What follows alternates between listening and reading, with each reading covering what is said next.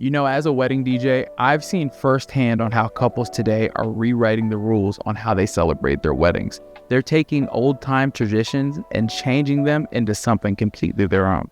Take Grace Ann and Dom, for instance, whose wedding at Monroe in San Francisco was one of the best that I've done this year, and a breakaway from the conventional weddings that you see today. For us, we wanted to kind of cut out the pieces that, number one, either made us nervous and we felt like we wouldn't enjoy. Then number two, places that people also feel like they might not be having as much fun. So what we did was we kind of analyzed what is a current wedding traditional setup and picked out parts of it that we really liked, and then parts of it that we feel like we could make more unique to us. Rather than a big traditional ceremony, Grace Ann and Dom decided to have an intimate moment sharing their vows with their friends and family. This way, it saved energy for them going into the reception, so it was more music-driven and more lively so they could celebrate with their friends and family. For Grace Ann, it wasn't about just cutting out tradition.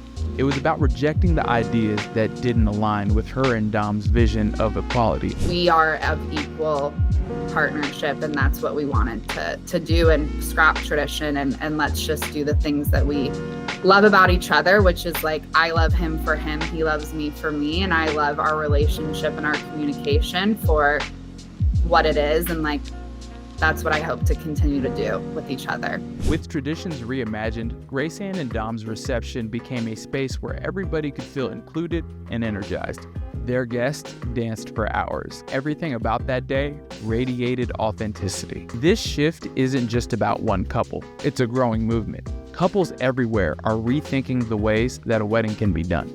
A ceremony is so draining because it's so emotional. So it was my family, Dom's family, aunts, uncles, cousins. So it was 50 people. The reason we did that is because the people who still give a shit about wanting to see the bride and having that intimate moment and wanting to be in a quieter space of a traditional dinner are those people.